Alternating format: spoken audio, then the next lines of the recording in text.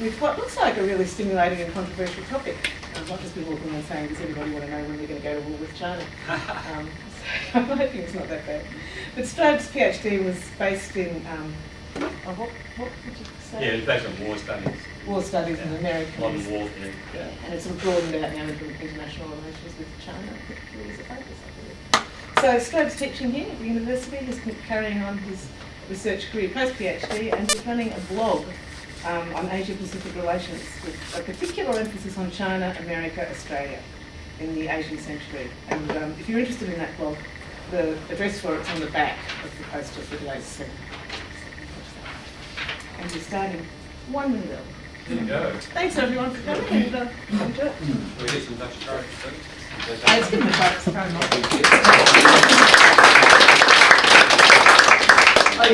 Yeah. Okay, thank you for coming to the first Cultural Enquiry Research Group presentation. And it's going to be a very dynamic year for this group, and welcome to the first one. Hi, I'm Dr. Strobe Driver, and this evening I want to talk about Asia-Pacific relations. However, first I would like to pay my respects to the traditional owners on whose land this university sits, the Wallarong people and their elders past and present. Okay, in this talk I'll be focusing on geostrategic elements in particular, and some geopolitical elements with regard to Australia-America-China relations and the possibility of war, which I'll deal with at the very end, obviously, in this talk. First of all, I would like to just talk that Napoleon Bonaparte said, "Let China sleep, for when she wakes, she will shake the world." So he had the opportunity to go into China, but that's not what he believed. I just also would like to talk about the notion of Pax. Pax Britannica, 1750 to 1939, or possibly 1945. At the end of the Second World War, Britain was exhausted, so the idea of Pax could not take place anymore. Pax being peace through force, or through essentially the threat of force. So Pax is the idea that you will overwhelm anybody who moves against you, hence producing stability and therefore peace. So Pax Americana, these are loose timelines. Some would argue that Pax Americana has not been shrunk, and Pax-Sino 2005 onwards. Part of the reason that people argue that 2005 is about the date that Pax Americana finished was around that time Chinese missile technology superseded America's. So especially with regard to things like anti-satellite missiles and also ship-to-ship missiles. Okay, so I just want to talk a little bit about the area that I'm going to talk about, and this is a World Health Organization map. This will give you some idea of this region that I'm going to talk about, which obviously is China, the rooster, as you can see, it's shaped like a rooster, Japan, going down through the Philippines, and taking into account Malaysia, Brunei, etc., and Australia. So this incorporates numerous oceans, which this is conveniently divided up in a 1941-44 Pacific Theatre map, which just shows the Southwest Pacific Theatre, the Central Pacific. But we're dealing with this region here today, or I'm dealing with this region here. And you come down to the Indian Ocean, and very recently the Chinese sent a battle flotilla down through the Indian Ocean and back up through the Philippines, in order to send a message to the Philippine government that the Spratly Islands are on notice. So I just wanted to place this in a geographic context, and I also would like to use these 7+ million square miles that the Pacific Ocean represents for Australia. And the real point that this map makes is, in order for North America to do something about any impact that China has in this region, it will have to travel if the assets and the facilities, the military assets and facilities aren't available to America at the time of any type of collision, this is the distance they will have to travel in the most part. So I'll get to this, I'll explain this a little bit more as the talk continues. So this is the geographic context and oceanic context, and the element of distance, the tyranny of distance involved in any collision that would take place, but also it shows that any collision that's involved between Australian and Chinese forces. When I say collision, that doesn't necessarily mean a shooting war, but that does mean things like primacy and certainly oceanic superiority comes into play.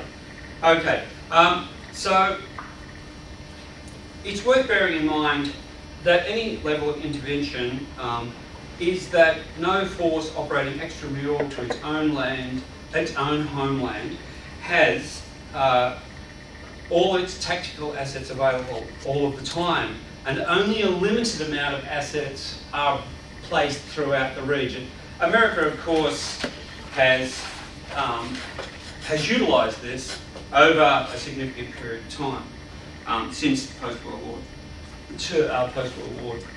World War II days.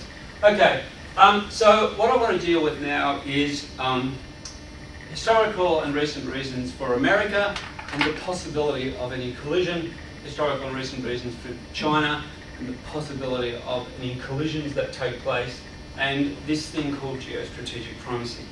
Okay, so the reason underpinning American primacy in the Pacific Ocean over the past 5 decades resides in the issue of imperialism and of it being predatory by nature. This is spelled out by Mark Pax-Sino in his book Democracy at the Point of Bayonets, which I'll show the slide. Notion that America has pursued its place in the world of introducing, after the Second World War, of introducing civil and decent societies, in other words, good government and good governance. But I would argue that it goes further than that, and it goes back to the several centuries ago, where the French pursued what they called the mission civilatrice, or a civilizing mission associated with their economic and their military might. So that gives a little bit of an idea that the idea of powerful Western forces presenting themselves as the new way is not a new post-World War II experience.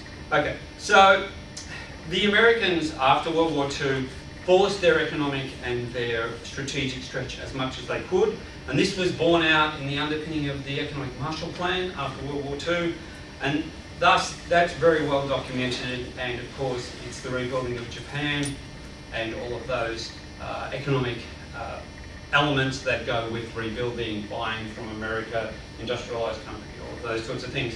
Imperialism, though, has many objectives, as Colombian will attest to. However, it is also about having the resolve, and this is crucial, this is what China's embarking upon, it's the resolve to mount continual campaigns, whether they consist of political, economic, military, or a combination of these elements. China is now beginning to embark upon that. Britain and America, as mentioned in slide 2, continually attempted to establish what I call zones of control. Whether it be a major zone of control, such as the British in India, which moved them to colonise the place essentially, and this was a major undertaking, and not just suppress the population of any revolutions, but also to economically develop the population in order to contribute to Britain's welfare. Or it may be something as minor as the reflagging of Kuwaiti shipping in the Persian Gulf in 1986, and this was done in order to allow these ships legal American military protection. So once you reflag the ship as American, even though they were Kuwaiti owned and Kuwaiti operated, even though they were part of the Middle East, these minor events fundamentally and significantly establish your zones of control. Okay, so that's the historical and recent reasons for America and its place. And this is just a list from 1898 to 1996 of the will of the Americans in order to force the issue that they are the people to be reckoned with if you step outside of the idea of what their notion of, and the West's notion of, good government and good governance is. These are interventions up until 1996. And as we know, since then there's been Afghanistan, there's been Iraq, there's been numerous other places, the Balkans in the late 1995 onwards, etc. So this gives you some idea of when a country embarks upon colonialism and imperialism and the threat of force or actual force, this is the end result. Okay, so how does Pax happen? Well, Pax happens traditionally through sea power. All right, so I just want to talk about foreign policy in the Asia Pacific and the idea of why China, what are the historical issues associated with China and its desire now to establish its own Pax. Words should not be mixed here, and a critical point should be acknowledged. First and foremost, China considers the last 2 centuries as being its 2 centuries of humiliation, and it is keen to right this perceived and or actual wrong. Hence, China will embark upon a foreign policy in the Asia Pacific to achieve its goals of putting right what it believes to be a submission to the notion of European superiority via the intervention of the nation state in 1648, via the Westphalian system of sovereign statehood and the continual development of nation states. This happened especially towards the end of the 19th century. The Chinese, according to Martin Jacques in his book When China Rules the World, were sublimated and forced to alter their ways. Jacques writes, "The Middle Kingdom became just another state, now with a name, China, like any other, and an elite and a people schooled in the idea of their cultural superiority entered a prolonged crisis of doubt, uncertainty and humiliation, from which a century and a half later they are now only beginning to emerge." So the point is now, how does a nation state emerge in terms of establishing itself as a powerful actor in the region, or a superpower or a regional superpower, as China is trying to be? It should be solidly noted that China, as I have stated, is keen to redress this humiliation past, and it considers enough is enough. So that kind of sets the scene. In understanding this, this is the notion of that sea power still reigns supreme to a certain extent. Now, I hasten to add to this that China is developing cyber technologies as well as satellite technologies and certainly submariner technologies, which I'm not actually going to enter into because they are sort of PhDs and or presentations within themselves. So really what I'm dealing with here is hard surface, highly overt mechanisms of establishing yourself as the residing nation state, especially in the region. Okay, and as I said, the way in which Pax operated before is somewhat the same as it operates now. Okay, the way in which China is expressing hard diplomacy is through the use of the oceanic and ocean-going navy, or what colloquially is known as a blue water navy. This is what essentially the British really invented, a blue water navy. And their blue water navy is the People's Liberation Army Navy. So that sounds funny, but not really. But it's colloquially known as Plan. Okay, and it has gone from being a green water navy or a littoral navy to an ocean-going blue water navy, often called a high seas navy as well. And these, the reason green water navies are, if you look at a satellite picture, you get a tinge of green around an island. Well, usually navies that are called green water can't go further than that.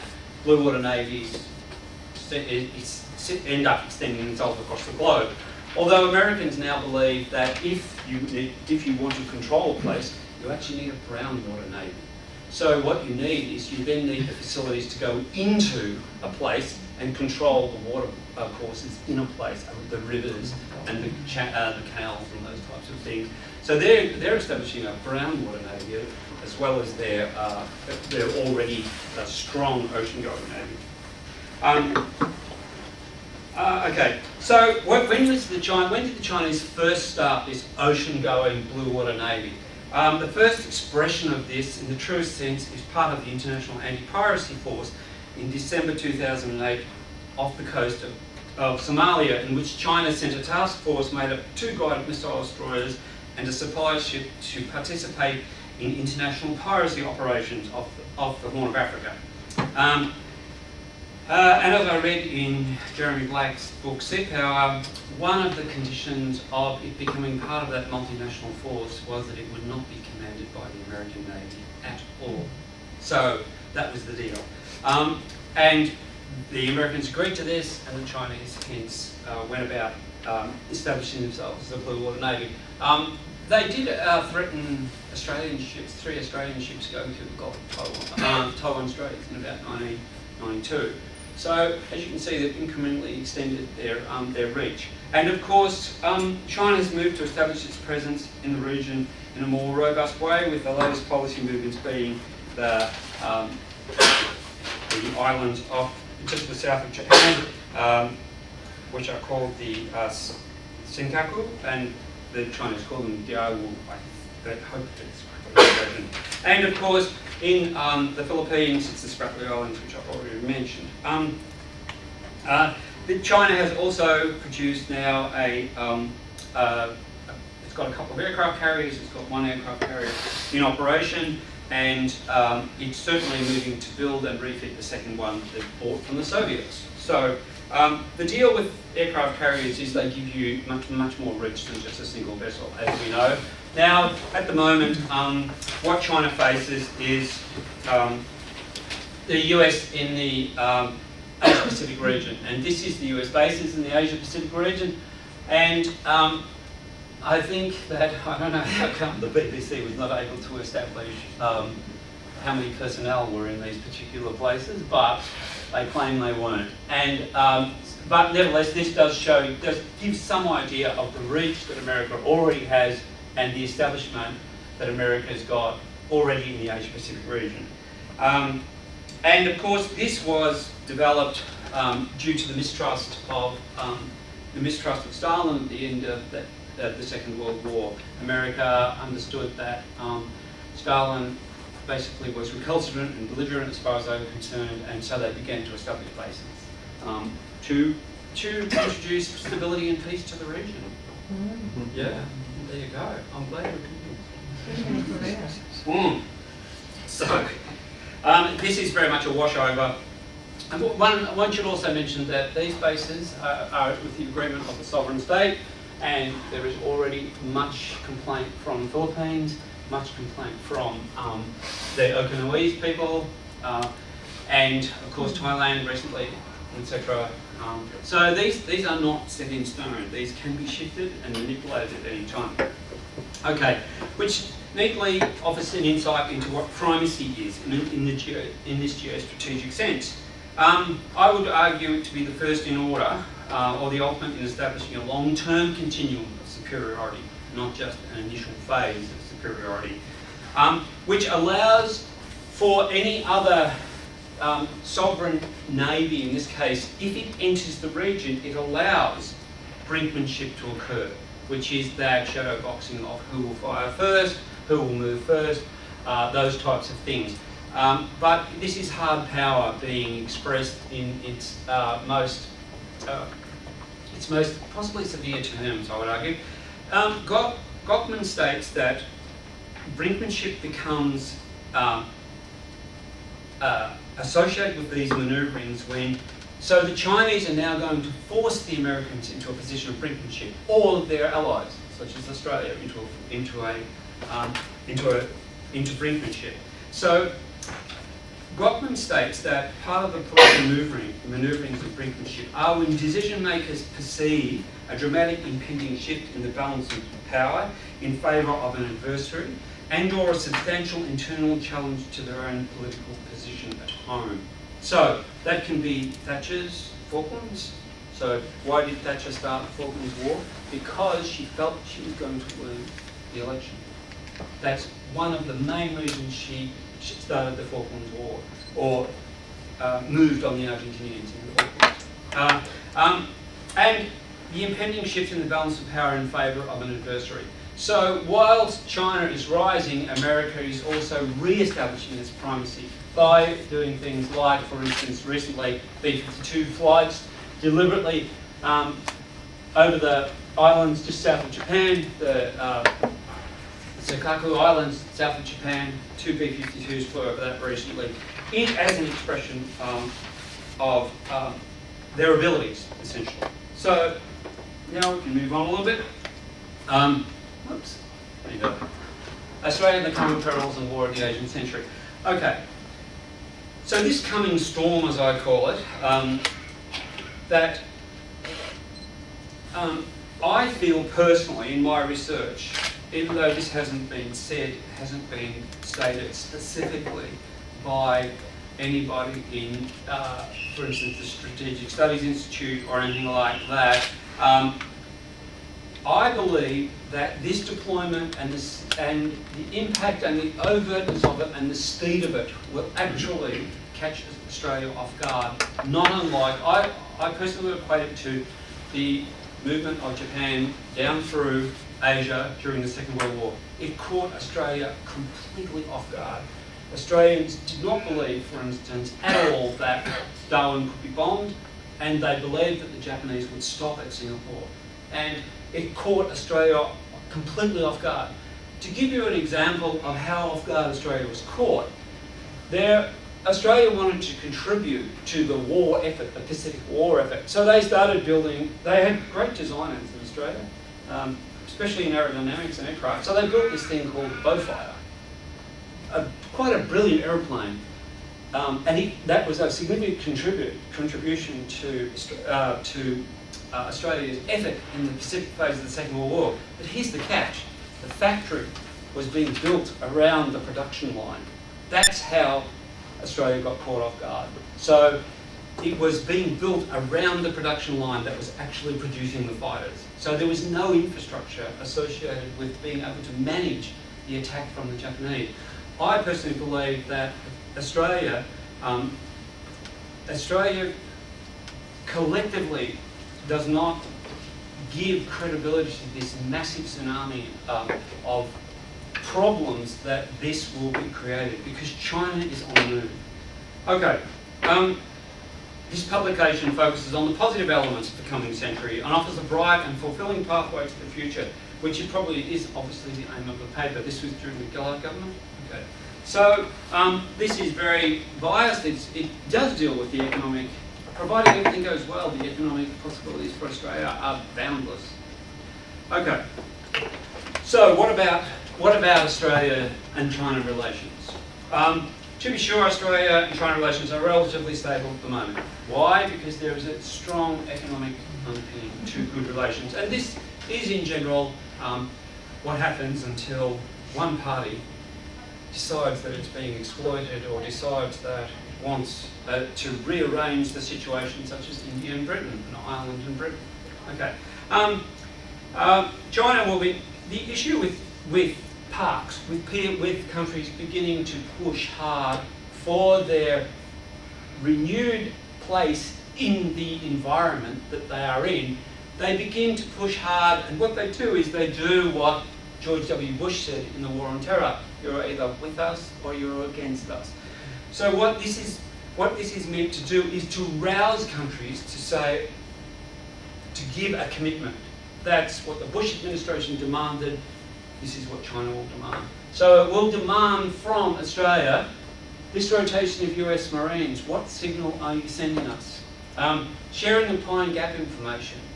It may demand that America does not share Pine Gap information with Australia. That's what one of the demands may be. As Pax rises, you also have a Japan-Australian Defence Treaty signed in 2009 and modified in 2011, but it's a defence treaty, nevertheless. And the idea that ANZUS, according to China will say that ANZUS, and has already said that ANZUS is a spillover from the Cold War. So it's not necessary anymore. And this is what China will start to demand of Australia as it rises. And even if it doesn't rise as fast as is predicted, which is about 11%, which is what they want, but I think at the moment it's rising at about 7.2%. What's America rising at? What's Australia rising at? 2% if you're lucky. So this comes from population and all of these types of things as well. Okay, so what of the future? Professor Hugh White states in his China has capacities to limit America's military options in the Western Pacific, which have expanded very rapidly in the last decade and will continue to expand at a very high rate. So the idea that America can exercise the same kind of military power in Asia today or 10 years from now as it could 10 or 20 years ago is, I think, simply wrong. Professor Hugh White out of the Strategic Studies Institute at ANU. Engaging with and strengthening these assessments, Professor Babbage in February 2011 on late line stated, the reality is that we've seen over the last decade in particular a remarkably fast expansion of military capability in China. Professor White offers an additional balance to this stance, describing the current position as one of Australia is not yet addressing effectively, and what is more stipulates, if China grows fast enough to keep our economy buoyant, Australia's economy buoyant, it will overtake America to become the richest country in the world sometime around 2030. That will make it too strong to live under American leadership in Asia. So here the current position of Australia comes to light, whether it should remain in the current status, whether it should be still wanting to be seen as the deputy sheriff of America in the region, and those type of things. Let's assume the worst, the military crash takes place with a planned shift. At the present time, I would argue that the Australian government believes the US would come to the aid of Australia in the advent of what is known in military parlance as a force-on-force collision. So let me explain the problems that Australia faces with American relations. Will the cavalry come? Okay, so the first thing is I want to revert back to the Vietnam War. One of the reasons that the Americans lost the Vietnam War was because it wasn't what the Americans like to call, I don't know how you can call war a game, but let's just run with it.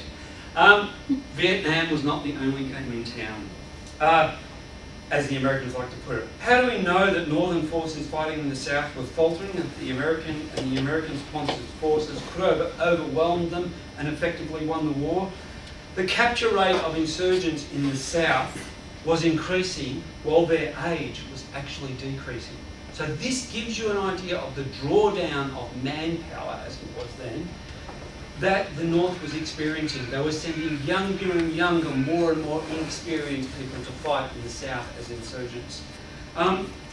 The key element was the reason that the North Vietnamese couldn't be overwhelmed was because Vietnam was one of many issues for the Americans. The Caribbean was a problem. The Cold War drew enormous resources of the possibility of the Taiwan Strait erupting. These drew enormous resources from America in time, effort, and often battle fleets. So issues that will contribute to US involvement in the region, but not necessarily allow it to come to Australia's aid. The stands of Central Asia, Uzbekistan, Tajikistan, Pakistan, and Afghanistan. These are hotspots that America wants to be politically involved in, and these will draw, over the next 2 decades, draw an enormous amount of time and energy and possibly military standpoints from America, as we've already seen in Afghanistan. Israel and the Middle East. There is no underestimating that Israel also draws an enormous amount of energy and its position in the Middle East, and an enormous amount of economic support. The Middle East itself, there's already murmurings in the UAE that American ships shouldn't be there because they're a destabilising influence in the greater Middle East. A war-weary and casualty-averse nation. So when you fight wars, this is one of the things you end up having, body bags coming home, as the Americans like to call them. And it's war-weary. It's spent millions of dollars, billions of dollars in Iraq and Afghanistan, and it's not popular with the American people. Another war in some place that's only got 20 million people in it? I don't think so. International physical restraints and conditions. Loans. How to get money to actually run a war. The problem with running a war is you have to run your own country as well. And this is also the rise of the Latino vote. So there is an understanding in the American political bloc that the Latino vote will rise to about 35% of the voting population. If you're Latino, are you really interested in the Asia Pacific, or are you more interested in the North or the South Americas? I would suggest the evidence that I've read is that they're more interested in the Central Americas and the South Americas, the North of the South Americas, and their prosperity. Debt burden to China. Who bailed out Freddie Mac and Fannie Mae to the tune of trillions of dollars? The Chinese. So if the Chinese say, you better not go to war or we'll call in our creditors, America's broke. End of story. They are debtor nation at that point. And this is really the big one for the Americans. I'd like to say that all those weren't, but the loss of a carrier. So the loss of an aircraft carrier. Some aircraft carriers have a population on them of about 8,000 people. So if you lose one of them because of the ship-to-ship warfare, if you lose one of them, unlike your re-election chances. And this is the really big issue. They are big targets. Not only are they big and powerful, but they're also big targets.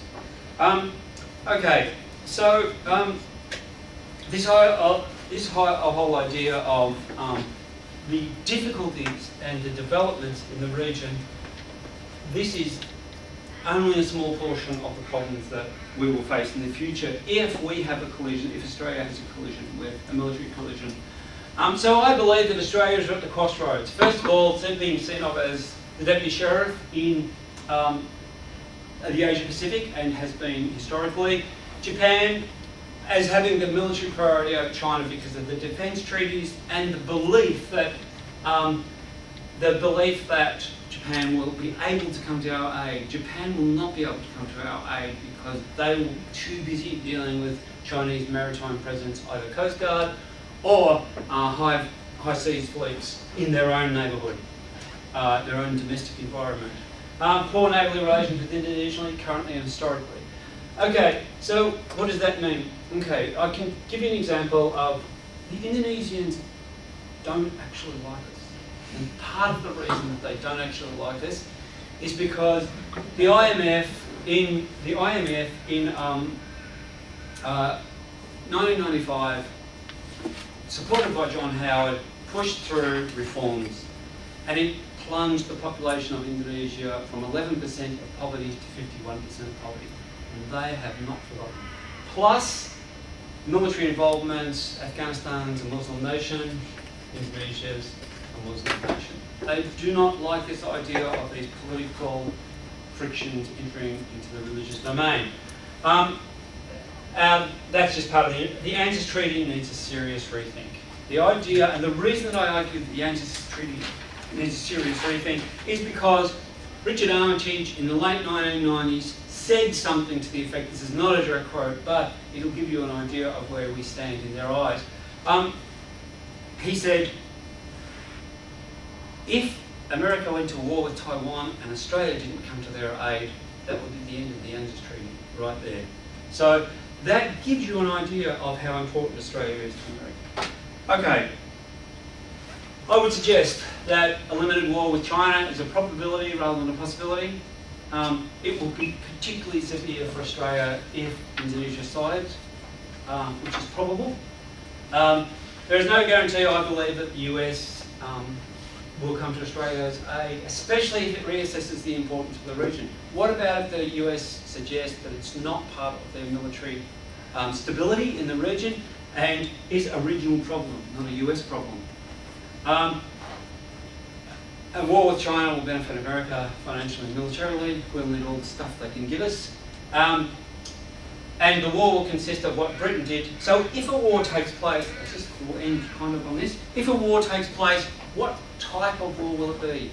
Well, we're back to slide 2. The way that Parks was operated by the British, the most successful element of Parks was they pursued limited wars of exhaustion. That's how they operated their wars.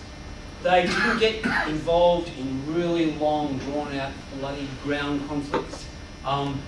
They de-emphasised direct confrontation and emphasised battle surprise, mobility and peripheral attacks on the enemy's weakness. This is the key. Low expenditure and high gain wars. I don't know how you can see war this way, but this is how they did, and it proved. Attack the enemy trade and block the enemy's coast. And if China pursues this opportunity of war, there goes Australia's sea lane and air lane opportunities. There goes Australia's external trade, unless the Chinese let it through. So if they want to feed themselves, they will let portions of our trade through, but not all of it. Okay, so in conclusion, in closing, could I return to the esteemed Bonaparte, who I started this with, and refer to him in 1806 bitterly complaining of a wooden wall, the navy of Great Britain separating him from conquering England. In the coming decades, Australia will complain of a planned steel wall separating it from free access to the Western Pacific. Unfortunately, this is what I believe due to my research. And that's it. Thank you.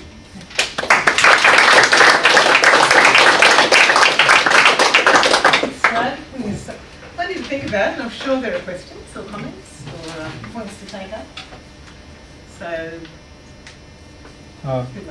quick one. Is Japan allowed? I thought they were only allowed to defend themselves. They are only allowed to Does that change? So they're not actually constitutionally allowed to defend, to help anyone else? No, there is talks after the Abe government. There is, he got into power on a platform of nationalism, and the helicopter carrier that you can land aeroplanes on, but it's called a helicopter carrier because then it's not classified as an ocean-going vessel.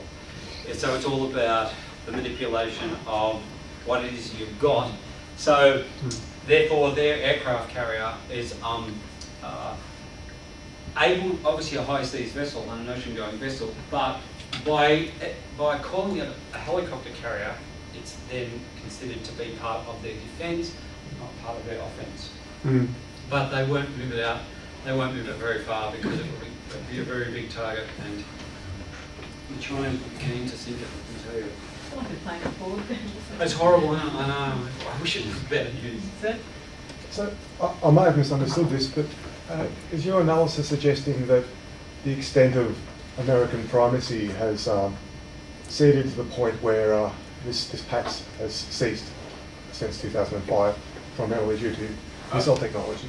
I'm not sure that it's ceased, but I wouldn't suggest that personally right at this moment that Parks has ceased from America. But the issue is that America will have to, in the future, react to the Chinese push for primacy. Yes. That's the issue. When that comes about, I wanted to make a forecast at the end of my talk. I think this will come. I think that it will happen earlier rather than later. I actually think that it will happen between 2022 and 2028 rather than 2030 and beyond, because people who are indulging in primacy, geostrategic primacy, are really, really keen to express it early rather than late. And the issue is that there's often a backwash of that, and it's not successful the first time. But countries do it because they want to see who's allying with their enemy, and that's what China will push for. So American primacy, I would argue, hasn't finished yet. Yes. But there will be a collision, I think, in the future. Thank you very much. So where, if anywhere, does North Korea fit into all this scenario? Well, North Korea fits into the scenario where China, North Korea does have a missile program, but The real issue with North Korea is that the missile program is made to seem bigger and better than it actually is. There's this idea that you can fire missiles and you go and buy the trigger mechanisms down at Woolworths. Well, you don't. The Americans know where every trigger mechanism for a rocket comes from. So there's no doubt about that North Korea is a recalcitrant nation. There's no doubt about that. Recalcitrant to its own domestic population as well as recalcitrant to that region. But the real issue that the real reason that America wants China to put pressure on North Korea is we go back to slide, whatever, 3 slides ago, about the economic and fiscal aspects. The biggest export industry in North Korea is fake US dollars. And the US dollars can't be seen of as different than, can't be examined, that's what I'm looking for, are exact copies of American dollars. So they keep pumping them into the American economy. That's why they want them off the map. It's not their missile program, it's the fake US dollars. They're called super dollars, and you can't tell them apart from real American dollars. So that's where North Korea fits in for the Americans. I mean, they are a recalcitrant belligerent nation, but that's a solid underpinning. Very good with computers too. Yeah, they are. Erica, I think. So would you say that the update of the Australian military by $4 billion makes sense? Well, that depends. Well, there is no doubt about the region in particular that Australia does need, unfortunately, because we don't have the Dalai Lama as the government or whatever. We're not a peace-loving nation. Statistically, we're an extremely violent nation. We've been involved in numerous wars without ever having actually been invaded. I don't think you call the bombing of Japan an invasion, but statistically we're one of the most violent nations on earth, if not the most violent nation. I haven't got the latest statistics, but back in the 90s we were the most violent nation on the planet. Now, if you're going to invest $4 billion extra in the Australian Navy, or the Australian Army or whatever, the issue here is that where do you invest it? You don't invest it in ships.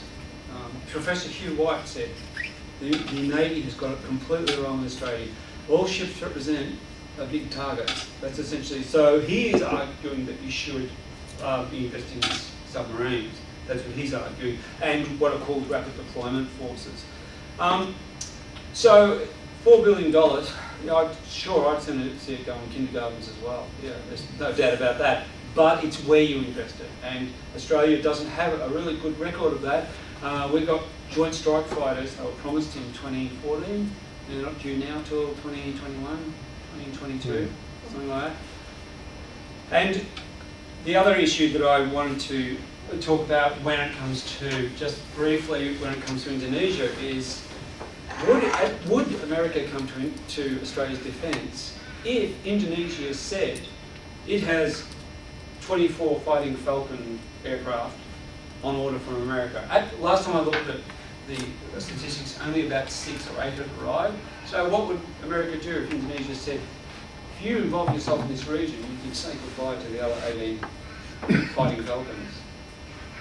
It could become an economic element. Yep. We'll carry on next, and then so again we're going for seconds. I'm going to come in and find myself so. Thanks, Meg. Earlier on you said that China was burnt by the Westphalia system of nation states, basically. Is that in a nutshell? Mm-hmm. And burnt by, basically not entering into that. And are you saying that they have entered into that system? So is that and as such they've entered into the same kind of game? No, what I'm saying is that they believe that the Westphalian system of sovereign statehood was forced upon them, and it essentially ignored their dynasties. All right. So and of course, the place was called the Middle Kingdom, which was the conclusion of all of the dynasties fighting. It became, actually, the literal translation is the kingdom under heaven. Yeah. So they believed. America believes manifest destiny. They believe kingdom under heaven. All right. So, but is that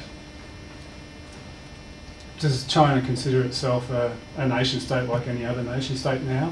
It does now, but I believe that it was subliminated into agreeing to it.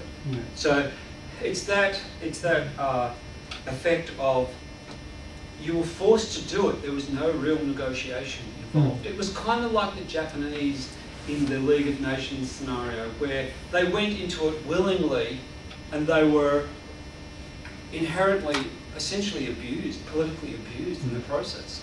I mean, Roosevelt said after that he knew Japan was going to attack America in the future. He just didn't know when, and that was directly because of the analogy I'm trying to make is that the Japanese went into it with good intention and were essentially abused by the West.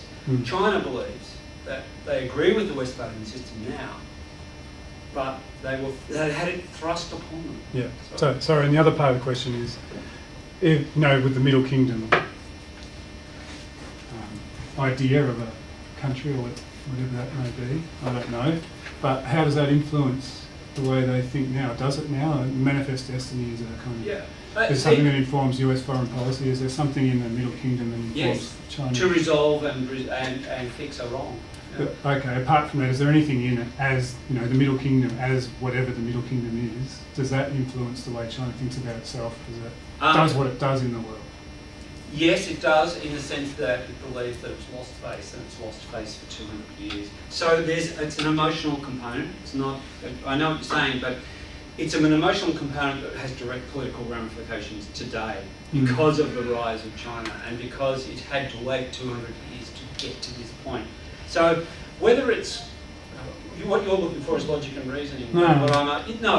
That's fine. But what I'm saying is an emotional argument then becoming a political one. I don't think there's much in nation-state relations. I thought it was an emotional question, actually. Yeah. Well, it's about cultural sensibility. Yeah, cultural and sensitivity. Yeah, I agree totally. Yeah.